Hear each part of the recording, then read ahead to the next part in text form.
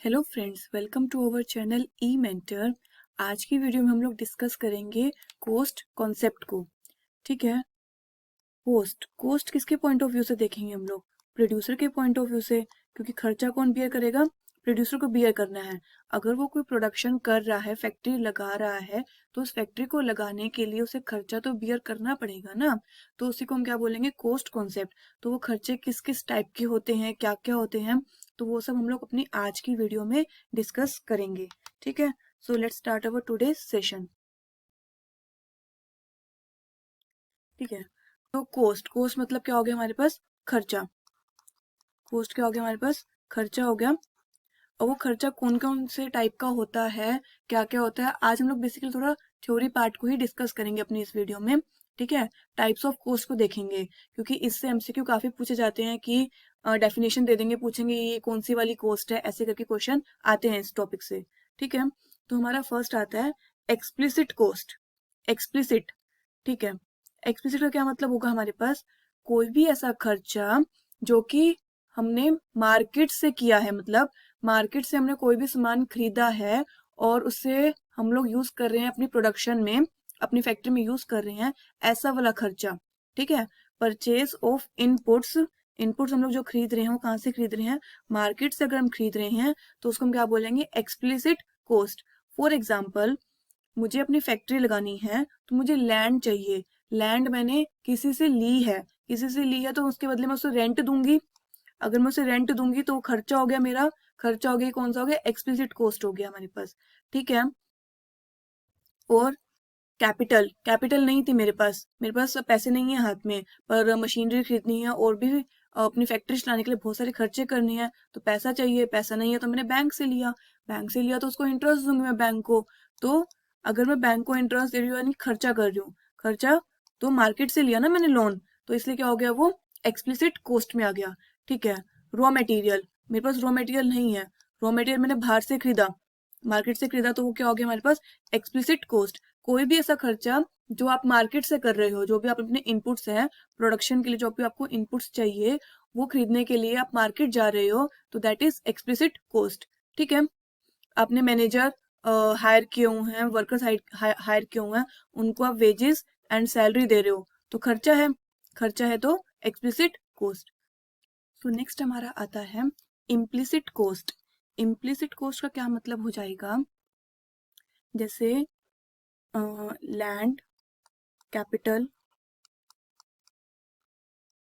Entrepreneur, ये सब मैं जो यूज कर रही हूँ ना प्रोडक्शन में, ये सारे फैक्टर्स, ये मैं अपने ही घर से यूज कर रही हूँ। अपने ही क्या है? ये सेल्फ ओन्ड फैक्टर्स हैं। ठीक है। इनकी मैं क्या लेके चलूंगी? एस्टिमेटेड वैल्यू लेके चलूंगी। कि लैंड अगर मेरी अपनी है, मेरे पास अपनी एक फैक्ट्री है लगाने के लिए, एक लैंड है मेरे पास लगाने के लिए जिसमें फैक्ट्री लगा सकती हूँ, तो मैं उस लैंड की एक एस्टिमेटेड वैल्यू लेके चलूंगी कि ये लैंड अगर मैं अपनी फैक्ट्री में यूज ना करती, किसी को रेंट पे देती, तो मुझे कितना रेंट मिलता। अगर मान लो मुझे रेंट मिलता 30,000 का, तो मैं उसकी इतनी कॉस्ट मान के चलूंगी, इम्प्लिसिट कॉस्ट में इतनी मान के चलूंगी। कैपिटल, मैं कहूँ कि मेरे पास मेरा अपना पैसा है, मेरे पास अपनी पूंजी है बिजनेस में लगाने के लिए। अगर मेरे पास पूंजी है लगाने के लिए, तो मान लो मेरे पास 1 लाख की पूंजी है लगाने के लिए बिजनेस के अंदर, और मुझे पता है कि ये 1 लाख अगर मैं अपने बिजनेस में यूज ना करके किसी को लोन पे देती, तो मुझे मान लो 20,000 पर मंथ इससे मिलता। इससे मुझे कितना मिलता? इंटरेस्ट मिलता पर मंथ। तो इसकी मैंने एक एस्टिमेटेड वैल्यू मान के चली। पैसा मेरा अपना था, मैंने कहीं मार्केट से नहीं उठाया, लेकिन मैंने उसकी क्या मान के चली? एक एस्टिमेटेड एक्सपेंडिचर मान के चला कि अगर मैं मार्केट में देती इस पैसे को तो मुझे हर महीने उसमें 20,000 का ब्याज मिलता। ठीक है। एंटरप्रेन्योर। एंटरप्रेन्योर यानी कि मैं खुद, मैंने अपनी फैक्ट्री लगाई है। मैं, क्योंकि मैं भी एक अपने आप में सेल्फ ओन्ड फैक्टर हो गई ना। फैक्टर तो है ये 4 फैक्टर्स में, अपना मैंने अपना खुद का फैक्टर लगाया, मैंने किसी मैनेजर को हायर नहीं किया, मैं खुद काम कर रही हूँ अपनी फैक्ट्री में। तो मैं अपनी भी एक वैल्यू लगा के चलूंगी कि अगर मैं अपनी फैक्ट्री में काम ना कर रही होती, किसी और के यहाँ पर एज अ जॉब कर रही होती, एज अ वर्कर जॉब कर रही होती, तो मान लो मैं महीने के 50,000 कमा रही होती, तो मेरा अपना ये कॉस्ट हो गई, मेरी अपनी इम्प्लिसिट कॉस्ट हो गई। ठीक है। तो जब भी बिजनेसमैन साल के अंत में अपना जब प्रॉफिट कैलकुलेट करता है, प्रॉफिट क्या होता है हमारे पास? प्रॉफिट इज जितना भी उसको सेल करके मिला है, सेल माइनस जितनी भी उसको कॉस्ट हुई है। ठीक है, मान के चलते हैं कि हमको साल के अंत में ना हमारी सेल्स होगी टोटल 10 लाख की। ठीक है, साल के अंत में हमारी सेल होगी 10 लाख की, उसमें से हम लोग कॉस्ट माइनस करेंगे अब। ठीक है, तो कॉस्ट माइनस करते हैं, मानते हैं हम लोग कि लैंड मेरी अपनी थी, लैंड मेरी अपनी थी तो मैंने उसकी 30,000 की एस्टिमेटेड वैल्यू लेके चलूंगी। ठीक है, कैपिटल हम ऊपर वाले मान लेते हैं कि कैपिटल क्या थी? एक्सप्लिसिट कॉस्ट थी। कैपिटल यहाँ पे मान लेते हैं, कैपिटल एक्सप्लिसिट कॉस्ट थी। मतलब मैं बैंक को हर महीने 20,000 का लोन दे रही थी। ठीक है, तो ये एक्सप्लिसिट कॉस्ट हो गई हमारे पास। तो जब भी बिजनेसमैन अपना एंड में प्रॉफिट कैलकुलेट करता है तो वो दोनों कॉस्ट को कंसिडर करता है। एक्सप्लिसिट कॉस्ट भी हो सकती है और इम्प्लिसिट कॉस्ट कोई सी भी हो सकती है। वो अपना जो सैलरी होगी ना 50,000 का, वो भी हटाएगा, ये भी हटाएगा, वो अपने सारे खर्चे हटाएगा। उसके बाद जो उसको बचेगा ना, वो हम उसका प्रॉफिट कहेंगे। वो अपने सारे खर्चे, वो उसको कहेंगे शुद्ध मुनाफा, जिसको कहते हैं ना कि एक्चुअल प्रॉफिट उसको ये हुआ, एक्चुअल प्रॉफिट उसको ये वाला हुआ, जो उसमें उसने सारा अपना एक्सप्लिसिट कॉस्ट को भी माइनस करेगा और अपनी सारी इम्प्लिसिट कॉस्ट को भी माइनस करेगा। ऑल्दो जो इम्प्लिसिट कॉस्ट का पैसा है उसको वो किसी को देना नहीं है, क्योंकि वो सारे फैक्टर्स उसके अपने हैं, जिसने भी जो भी उसने प्रोडक्शन में यूज किए फैक्टर सारे उसके अपने हैं, किसी को पैसा देना नहीं है वो। बट स्टिल वो कंसिडर करेगा इन खर्चों को और इनको बिजनेस से ही निकालने की कोशिश करेगा कि ये खर्चा भी बिजनेस से पूरा हो जाए, तब हम कहेंगे कि बिजनेस प्रॉफिट में चल रहा है। ठीक है, फाइन, आई होप कि समझ में आ गया होगा। नेक्स्ट आता है हमारे पास सेलिंग कोस्ट। सेलिंग कोस्ट क्या है हमारे पास? एडवर्टाइजमेंट कोस्ट को हम लोग क्या बोलते हैं? Selling coast. कि सेल करने के लिए, मुझे कुछ सेल करना है, उसके लिए जो मुझे खर्चा करना पड़ा, तो वो क्या हो जाएगी? Advertisement cost. तो कहीं भी आपको एमसीक्यू में दिखे कि व्हाट इज सेलिंग कोस्ट, तो जहां भी वर्ड आपको ऑप्शन में एडवर्टाइजमेंट कोस्ट दिख जाए, एडवर्टाइजमेंट, वही हमारा राइट आंसर होगा।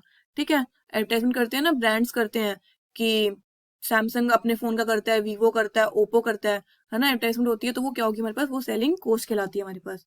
ठीक है, प्रोडक्शन, प्रोडक्शन कोस्ट, ऐसा खर्चा जो कि प्रोडक्शन में हुआ है, प्रोडक्शन करने के लिए हमें जो भी खर्चा करने पड़े, दैट इज प्रोडक्शन कोस्ट। ठीक है, तो डेफिनेशन क्या है? Expenditure incurred by producer used in the process of production on factor, factor तो वही लैंड, लेबर, कैपिटल, एंटरप्रेन्योर, इन जगह plus non factor. Non factor कुछ भी हो सकता है हमारे पास, उसने लाइसेंस लिया होगा, फैक्ट्री चलानी है तो फैक्ट्री को चलाने के लिए लाइसेंस चाहिए होता है हमको, लाइसेंस फी दी होगी उसने, कॉस्ट ऑफ रॉ मटेरियल हो गया हमारे पास। मतलब इन चारों फैक्टर से अलग जितना भी खर्चा होगा, जितना भी खर्चा होगा उसका, वो सारा नॉन फैक्टर हो गया। बिजली और क्या इलेक्ट्रिसिटी वगैरह भी यूज करेगा। ठीक है, फैक्ट्री लगाई है तो बिजली पानी सब यूज करेगा। तो जितना भी खर्चा प्रोडक्शन में होता है हमको, वो सारा प्रोडक्शन कॉस्ट जाएगा हमारे पास। फाइन, ठीक है, नेक्स्ट आता है हमारे पास संक कोस्ट। संक, संक कोस्ट अच्छा है हमारे पास, इंपॉर्टेंट है ये वाला। संक कोस्ट का क्या मतलब है?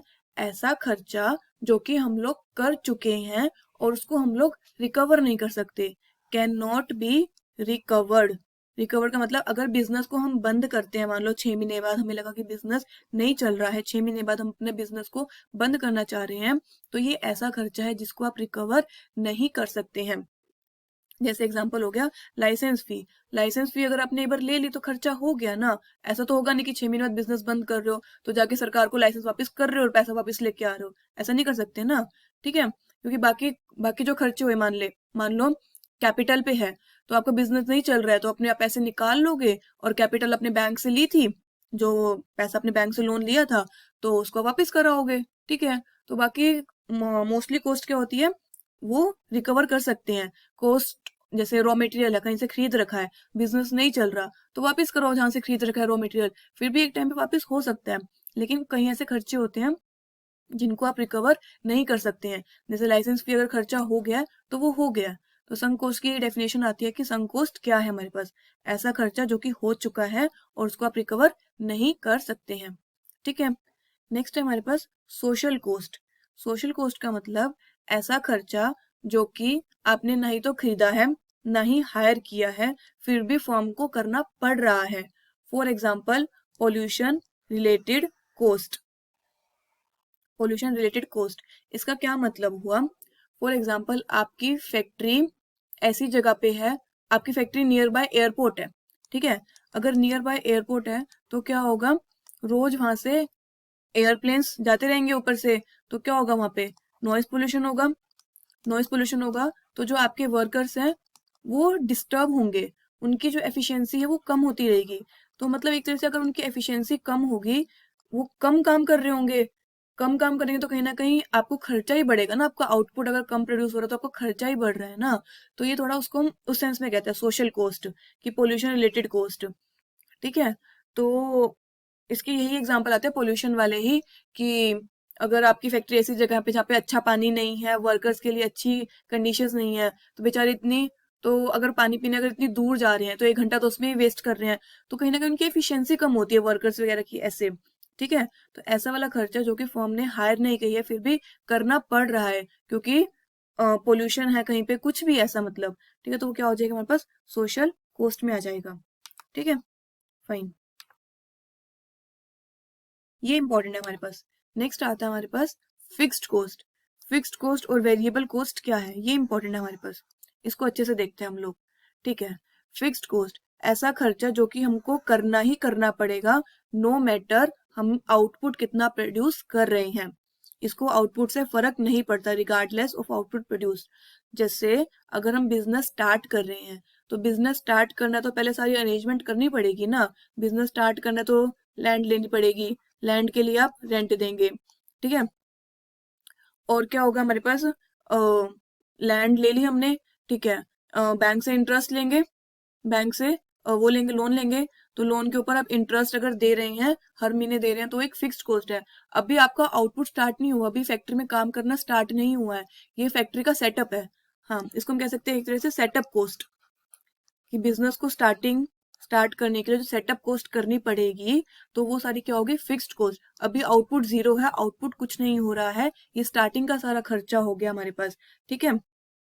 और एग्जांपल क्या कह सकते हैं, स्टाफ को एम्प्लॉय करना पड़ेगा, ये परमानेंट स्टाफ वाला है, अभी लेबर को एम्प्लॉय नहीं कर रहे, क्योंकि लेबर आएगी तब हमारे पास फैक्ट्री में काम स्टार्ट होगा, ठीक है।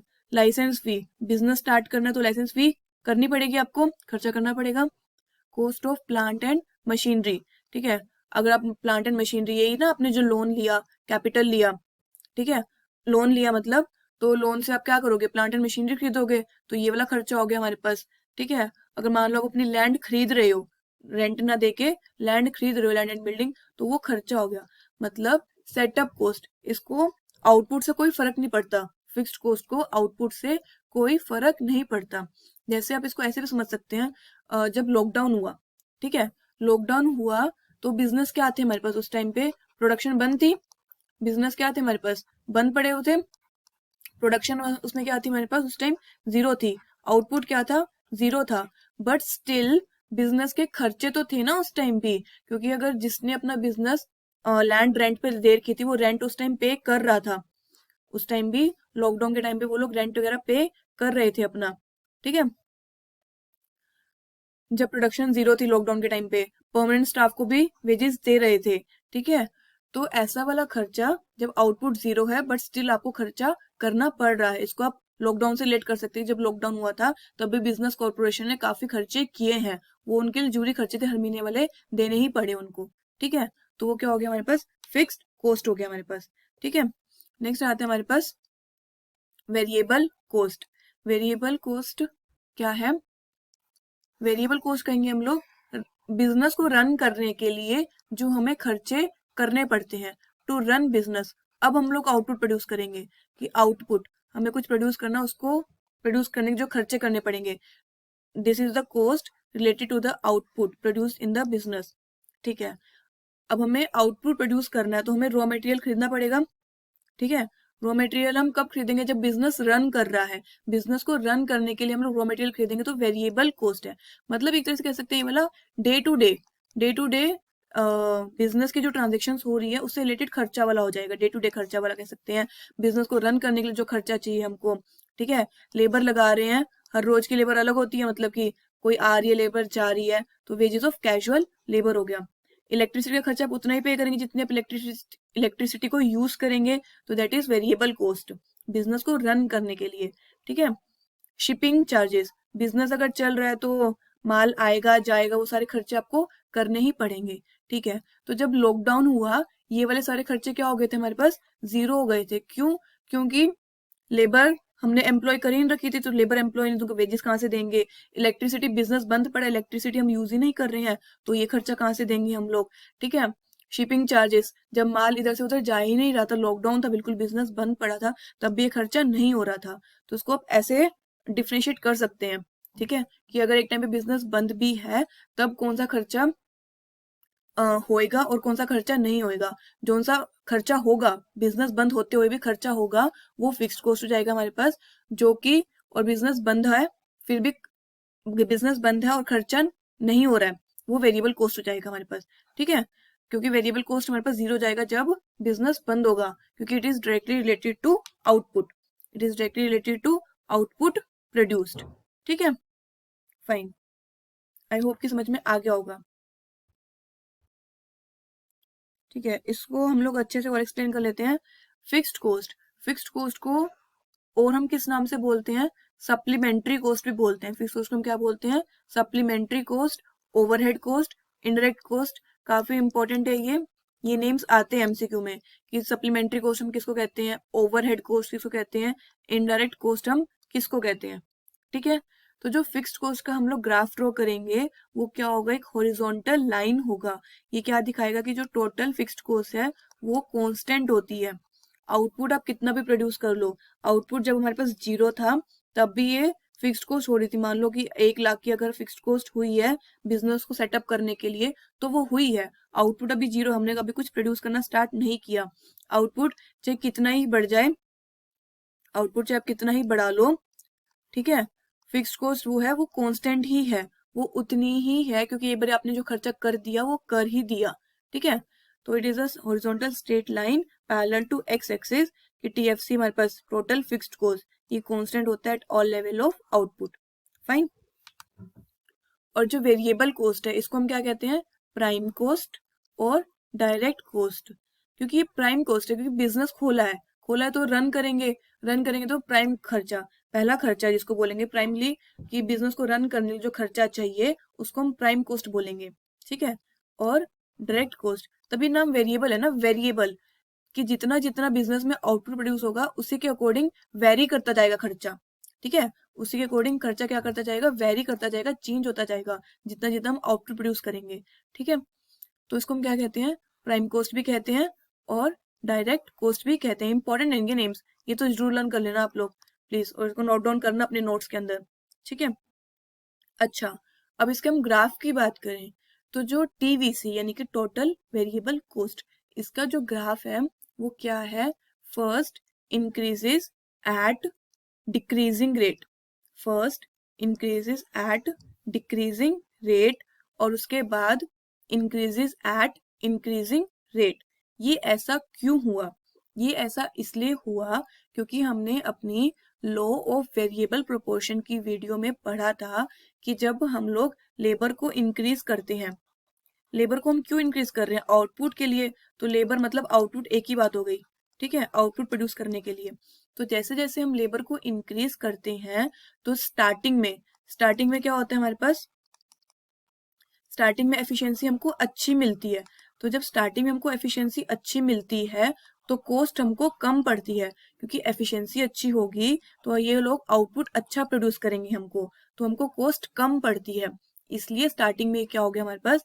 इंक्रीज एट डिक्रीजिंग रेट, इसलिए स्टार्टिंग में क्या हुआ? कॉस्ट डिक्रीजिंग रेट से हुआ।